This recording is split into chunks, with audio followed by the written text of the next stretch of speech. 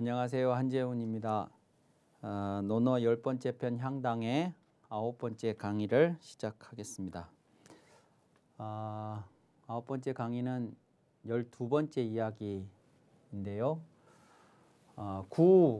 구분이언을 그랬습니다. 이 구자는 마구간이라는 구자입니다. 마구간이 불이 났습니다. 불났다는, 불탔다는 뜻인데요.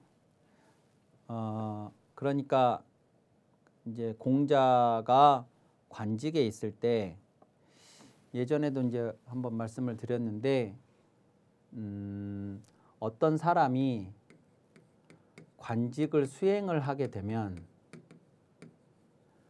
이것은 국가에 이제 중요한 기여를 하는 셈이 돼요.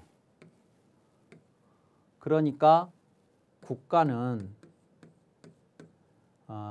이 사람이 이제 국가에 큰 기여를 하게 되니까 그에 걸맞는 예우를 하게 됩니다. 예우. 그래서 이 사람에게 그 사람의 이제 품계라든가 이런 것들을 따져서 이제 집도 제공을 하고 뭐 옷도 차도 뭐 이런 것들을 다 제공을 합니다. 여기에 이제 말, 수레 이런 것들이 들어가고 우리나라 같았으면 이제 가마 이런 것들이 뭐 교자 이런 것들이 이제 제공이 되겠죠. 그러니까 당신이 우리나라에 이렇게 중요한 기여를 하고 있는데 맨발로 걸어 다니면 안 된다. 그러니까 이제 관용의 그런 차량을 이동 수단을 제공을 해주는 겁니다. 예우를 해주는 거죠. 그러면 이제 공자도 마구간이 있다는 얘기는 말이 있다는 거고, 말이 있다는 것은 이제 그 수레를 타고 다니셨다 이제 이런 이야기입니다. 근데 어느 날 공자가 외출을 했는데 마구간에 불이 난 거예요. 그리고 그러자 공자가 퇴조라는 것은 이제 조정의 관직을 이제 보러 나가셨다가 그 일을 보러 나가셨다가 이제 퇴근을 하신 거죠. 조정에서 이제 퇴근을 하신 거예요. 그러고 와서 보니까 마구간에 불이 났던 거예요. 그래서 이제 사람들한테 그 사정을 이제 얘기를 듣고 첫 번째 하신 말이 뭐냐면 상인호화 이렇게 했다는 거예요. 사람이 다쳤냐? 누구 다친 사람 없냐? 불나서 누구 상한 사람 없느냐? 라고만 물으시고 불문마하시다. 말을 묻지는 않으셨다.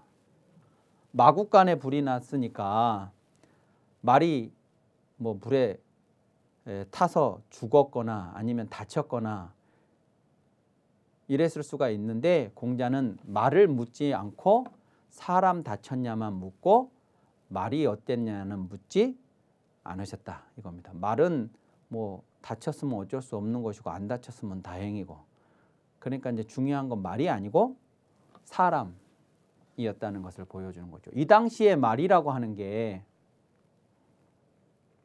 지금 우리가 소유하고 있는 차하고는 비교도 할 수가 없는 이제 그런 거. 지금도 말은 비싸지만 이제 그 당시는 뭐 더 말할 필요가 없었겠죠. 그런데 공자가 말을 묻지 않고 사람 다쳤느냐만 물어보셨다. 이거. 그러니까 이제 가치 무엇이 더 가치 있는 것인가 하는 것에 대한 이제 그런 것을 생각해 보게 하는 이제 그런 공자의 모습이었고 제자들도 저런 선생님의 모습이 이제 참 배워야 할 모습으로 이렇게 감동적으로 다가왔었던 것이죠. 자, 13절은요. 이것은 이제 임금과의 이제 관계를 또 언급하고 있는데요. 군이 임금님이 식이엇이든 음식을 하사. 요 사자는 줄 사자인데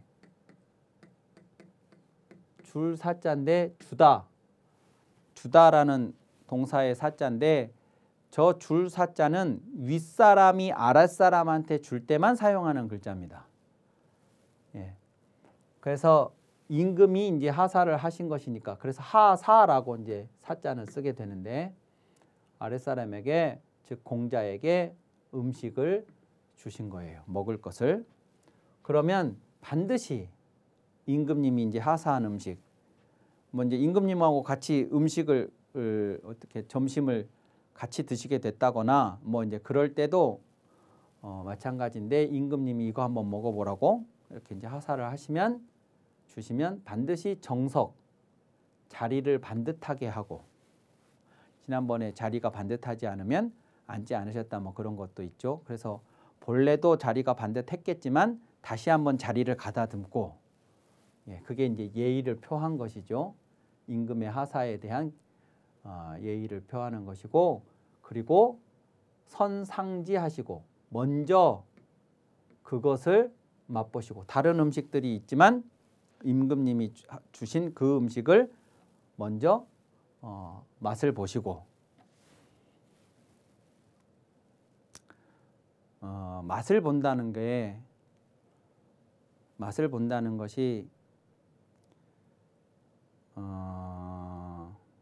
그러니까 지금 임금님이 음식을 하사를 해주셨으면 임금님이 나를 생각하신 거잖아요. 생각해서 주시는 거잖아요. 그러면 그 생각해서 주신 것에 대한 내가 반응이 있어야 돼요. 반응이. 그것이 맛보는 거예요. 그러니까 말하자면 임금님이 주셨는데 다음에 먹을게요. 이렇게 하면 안 되는 거죠. 그러니까 이제 임금님은 아니지만 우리가 이제 어렸을 때 들었던 말이 뭐냐면 어른이 주시면 맛을 봐야 된다. 그게 그 어른이 주신 것에 대한 감사의 내 표현이에요. 반응이에요. 그럼 맛을 보는 겁니다.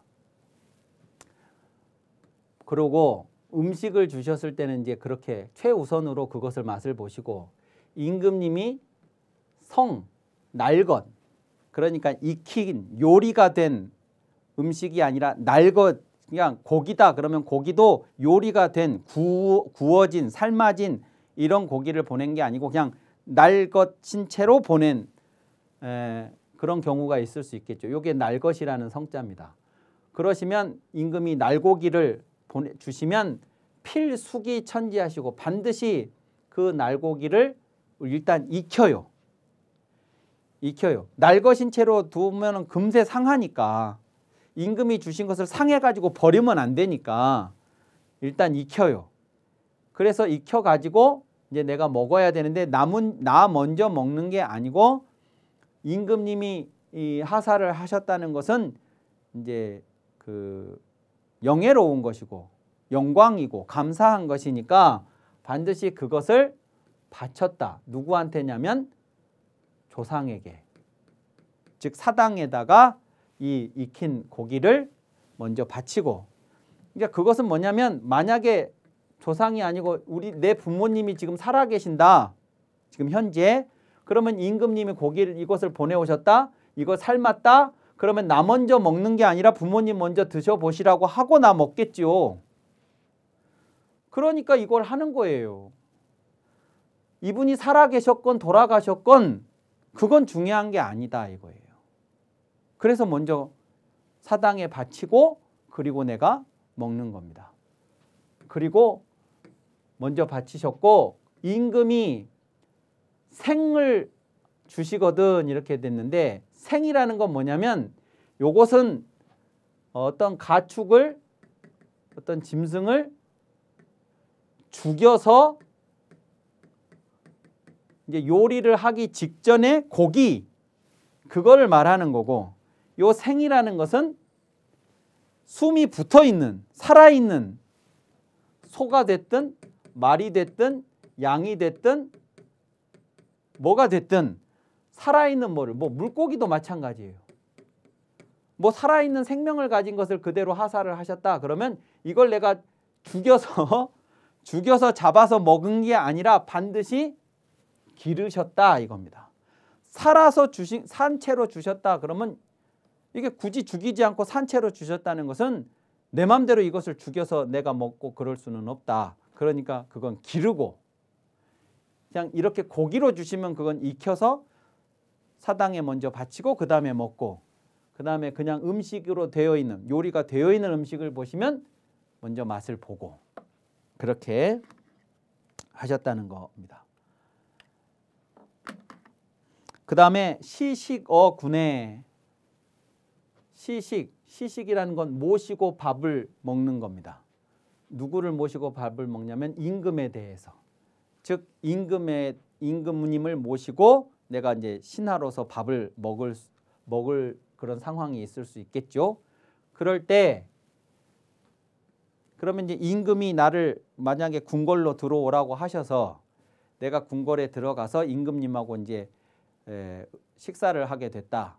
그러면 그때 임금님이 그 수라상을 받으시고 지난번에 고실의 얘기를 했죠. 음식을 처음 만드신 분에 대한 경의를 표하는 행위라고 이렇게 음식을 조금 덜어서 이렇게 놓는 거. 이제 임금님이 그걸 해요. 당신이 드시기 전에. 그러면 선반 이러시다. 먼저 임금님이 고실애를 하는 그 순간에 공자가 먼저 요 반자는 밥, 명사로는 밥 반이 되지만 동사로는 먹을 반도 됩니다. 그래서 이것은 동사로 봐야 해요. 그래서 먼저 드셨다 이렇게 됩니다. 먼저 드셨다라는 것은 임금님보다 먼저 드셨다는 거예요. 임금님은 고시례를 하고 있는 순간에 공자는 먼저 드셨다 이거예요. 근데 이게 이제 먼저 드셨다라는 말이 자칫 오해를 할 수도 있는데 이게 이런 겁니다. 만약에 주인이 어떤 손님을 초청을 했던 손님이 찾아왔던 주인하고 손님이 식사를 한다. 그러면 누가 먼저 숟가락을 들어야 되냐? 그러면 주인이 먼저 들어야 돼요. 왜 주인이 먼저 드느냐? 그러면 이 손님에게 이 음식이 손님이 드시기 전에 이 음식이 드셔도 좋은 상태인지를 내가 먼저 확인을 해야 되니까. 더 심하게 얘기를 하면 이 음식에 독이 안 들었어요를 확인시켜 줘야 되고, 또는 뭐 그렇게까지는 아닐지라도 간이 맞는지, 뭐 온도는 괜찮은지, 뭐 더 따뜻하게 데펴야 되는 건지 시원하게 했어야 되는 건지 뭐 이런 것들을 내가 먼저 테스트를 하고 드셔보십시오 이렇게 해야 하니까 주인이 먼저 드는 거예요. 그러면 이제 임금님이 계시는 곳으로 신하인 공자가 가서 임금님하고 같이 먹는데 임금님이 먼저 드시게 한다면 임금님이 주인이고 나는 손님이라는 격이 돼버리는 거예요. 그러니까 나는 뭘 먼저 하느냐 그러면 임금을 모시고 신하가, 그러니까 임금님이 혼자서 수라상을 받아서 임금님 혼자 식사를 하실 때라면 그 옆에 시중을 드는 신하들이 뭐 김이상궁 같은 사람들이 옆에 앉아가지고 이렇게 음식들을 맛을 봅니다. 임금님 드시기 전에 드셔도 되겠습니다. 너무 뜨겁지 않습니다. 너무 차갑지 않습니다. 드시기에 적당합니다. 간이 맞습니다. 이런 것들을 임금님 앞에서 그것을 해요. 신하가. 그런 것처럼 공자가 임금님이 오라고 해서 식사를 했지만 임금님 먼저 드시게 하고 당신이 드시면 이게 내가 신하가 아니라 손님으로 자처한 셈이 되니까 그렇게 하지를 않고 나는 신하다 라고 하는 것을 이렇게 행위로 표현한 겁니다. 내가 먼저. 이걸 그러니까 많이 드셨다가 아니라 이게 맛보다의 의미인 거죠. 맛보다. 그리고 여기는 지례. 이제 병이 드셨는데 임금이 군이 시지어시던 그것을 보신다 하는 것은 이제 병이 들어서 공자가 집에 계시겠죠. 병이 드셨으니까. 그러니까 이제 공자가 병이 드셨다는 소리를 듣고 임금이 걱정이 돼서 그걸 봤다. 그러면 와야죠. 와야 볼 수가 있겠죠. 그러니까 임금님이 직접 공자가 아파서 누워 계시는 공자가 계시는 곳으로 와서 이제 공자의 그 증세를 본 겁니다. 그러니까 문병을 오신 거죠, 일종의.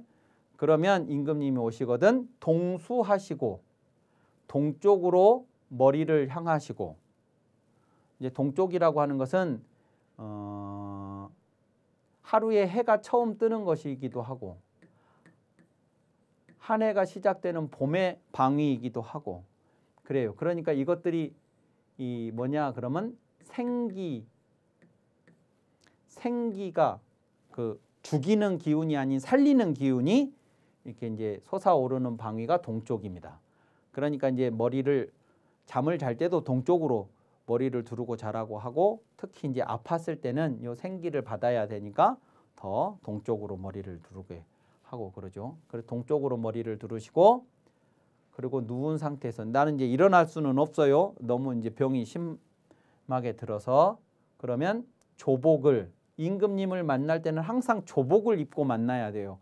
근데 나는 지금 환자예요. 병이 들어서 환자.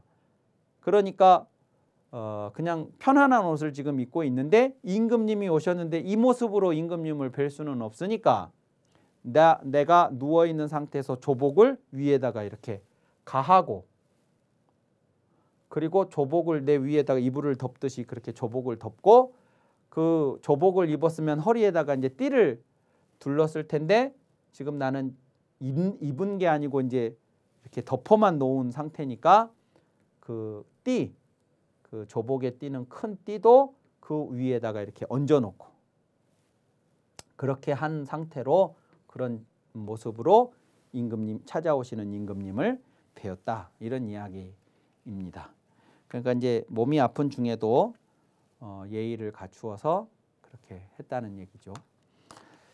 자, 13번을 보시면 13번에 이제 이어지는 이야기죠. 군이 명소엇이든 임금님이 명을 내려서 부르시거든.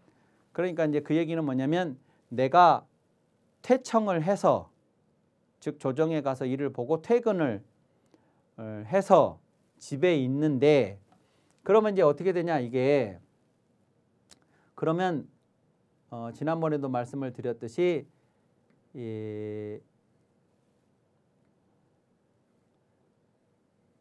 말을 주고 그 말로 수레를 끌게 해서 여기에 내가 앉아서 출근을 하고 그리고 퇴근을 하면 돌아와서 말은 마구간에 집어넣어서 쉬게 하고 요 수레는 또 수레를 보관하는 창고에 이렇게 차고에 보관을 하고 뭐 이렇게 하겠죠. 그렇게 하고 나도 이제 관복을 다 벗고 집에서 쉬고 있어요. 그런데 임금님이 갑자기 우리 집으로 사람을 보내서 명을 해서 들어오라고 불러요. 그러면 나는 다시 이 수레를 타고 궁궐로 가야 돼요. 그러라고 주신 수레니까. 자, 그런데 이것이 수레는 수레를 보관하는 곳에 말은 말이 쉴 곳에 지금 각각 가 있어요. 그리고 나는 내 방에 관복을 벗고 있고 조복을 벗고 있고. 자, 그러면 나는 이제 조복을 막 갖춰 입겠죠. 얼른 들어가야 되니까. 내가 조복을 입는 속도가 수레와 말을 다시 연결을 해서 내가 타고 갈 수 있도록 준비를 하는 시간보다 더 빨라. 내가 조복을 입는 게. 그럼 나는 조복을 다 갖춰 입었어요. 근데 여기 준비가 안 됐어요. 그러면 어떻게 하냐? 가라는 게 더할 가자에 말 맞자잖아요. 말에다가 이것을 다시 가하는 겁니다. 즉 수레를 말에다가 연결하는 게 요 가자예요. 멍에를 씌우는 거. 그러면 요 가라고 하는 것이 이제 요 말을 타고 수레에 연결해서 타고 갈 수 있도록 준비를 하는 것을 요 가자가 의미하는 건데 이것이 다 준비가 되도록 기다리지 않고 바로 나는 걸어서 간다 이거예요. 그러면 내가 걸어서 가고 있으면 나중에 수레가 뒤따라와서 나를 태우고 궁궐로 가요. 그러면 내가 애당초 우리 집에서 수레가 준비되기를 앉아서 기다리고 있다가 수레를 타고 여기를 가나 내가 먼저 출발을 해서 도중에 수레를 타고 여기를 가나 도착하는 시간은 똑같아요. 어차피 수레가 도착을 하는 거니까. 그런데 왜 이렇게 먼저 가냐? 그러면 임금님이 급해서 나를 부르셨잖아요. 부르셨는데 얼른 오라고 부르셨는데 내가 방 안에서 가만히 앉아서 기다릴 수가 없는 겁니다. 그러니까 이것이 준비가 되기를 기다리지를 않고 먼저 가셨다. 그런 얘기입니다. 이것이 결과적으로 보면 그러니까 효율성 측면에서 보면 효용성, 현실성 측면에서 보면 여기 앉아서 있다가 타고 가는 게 맞죠. 어차피 똑같은 도착 시간은 똑같은 거니까. 그러나 그게 임금님에 대한 그 도리가 그게 아니다 그겁니다. 그리고 입태조하사 매사를 문이러시다. 태묘에 입태묘하사 태묘가 이제 요즘으로 말하자면 종묘, 우리나라로 치자면 종묘. 그러니까 이제 노나라의 시조를 모신 그 사당, 주공을 모신 사당이 태묘입니다.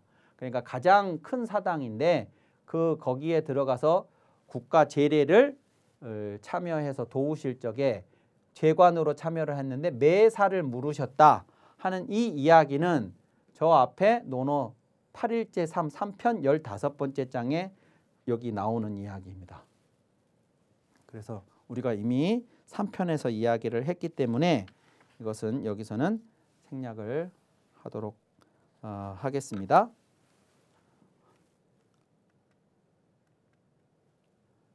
자, 그리고 14장을 보시면 붕우, 이것은 이제 친구와 관련된 이야기입니다. 친구와의 관계에 있어서 공자가 보여주신 모습인데 친구가 죽었어요. 친구가 죽었는데 무소귀, 돌아갈 곳이 없어요. 다시 말하면 친구가 죽었는데 친구의 빈소를 차릴 곳이 없어요. 이 죽은 시신이 돌아갈 곳이 없다고요. 자, 그러면 어떻게 하냐? 그때 공자는 말씀하시기를 빈, 나에게 빈하라. 즉 우리 집에 빈소를 차려라 라고 하셨다는 거예요. 친구는 피를 나누지 않은 사람이지만 서로 간의 속내를 털어놓고 또 서로의 단점, 약점을 허물없이 이야기를 할 수 있는 사람이고, 그러니까 다른 사람이 나에게 그 얘기를 하면 비난이 될 수도 있겠지만 친구라서 해주는 이야기들, 다른 사람은 할 수 없는 그런 이야기들을 서로 해줄 수 있는 이야기고, 다른 사람이라면 이것저것 따져서 할 얘기 안 할 얘기 가리겠지만 친구라서 그런 것 가리지 않고 할 수 있는 그런 피 한 방울 나누지 않았지만 누구보다도 이렇게 교감을 할 수 있는 대상이 친구입니다. 그 친구가 세상을 떠났는데 마지막을 그 친구를 보내는 그런 의식을 어디서도 치를 수 없다. 그러면 우리 집에서 해라 라고 공자가 하셨다는 거예요. 그 다음에 붕우지괴는 그런 이제 친구에 대해서 공자가 가지고 있는 그 생각이 그런 건데, 붕우가 괴라는 것은 보낼 괴입니다. 보낼 괴. 그냥 뭐 보낸다 그런 의미라기보다 선물로 보내온 것을 말해요. 친구라서 내게 보내준 물건들. 그것이 친구가 보내준 물건이 그것이 비록 수레나 말일지라도 친구가 나한테 수레를 보내주고 친구가 나한테 말을 제공해주고 너 타라.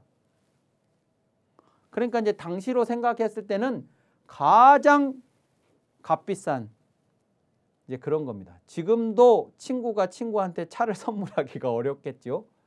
그런데 이 당시에 친구가 나한테 수레를 혹은 말을 이렇게 탁 친구니까 너 이거 타고 다녀라 하고 줬다고 그러면 이게 얼마나 감사한 일이겠습니까?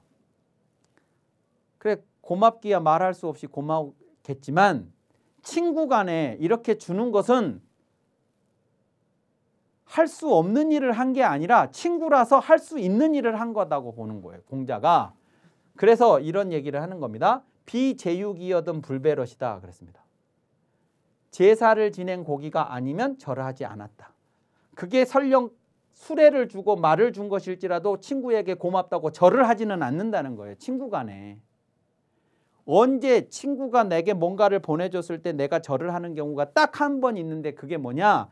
자기 집 조상에게 제사를 지낸 고기를 내게 보내왔을 때는 그건 거기다가는 절을 한다는 거예요. 그거는 친구한테 절을 한 게 아니라 조상의 그 복을 나에게 공유하겠다고 보내준 거니까 그 조상에게 감사한 절을 하는 거예요. 그렇지만 그런 것이 아닌 친구 대 친구로 주는 물건은 그게 설령 수레고 말일지라도 친구 간에 막 절을 한다 이런 건 있을 수 없다는 거예요. 그러니까 이제 바꿔서 얘기하면 내가 친구한테 뭔가를 주고도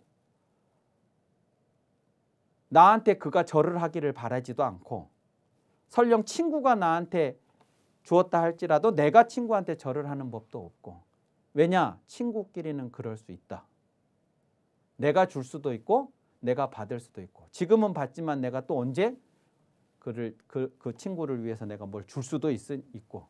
그러니까 친구 간에는 그 물건이나 재물이나 이런 걸 가지고 네 것 내 것 따지고 그러지 않는다 하는 그런 마인드인 것이죠. 그래서 이제 이것이 이제 이런 논어에서 나온 이런 이야기들 지난번에 뭐 문 가운데 서지 말고 막 이런 것도 있고 그랬는데 그런 것들을 포함해서 논어에 이런 것들이 나오니까 이제 우리 문화 속에 우리 전통 안에서 그게 이제 교육의 내용으로 아이들한테 그렇게 이제 습관을 들이기 위해서 하는 이야기들이 많이 있습니다.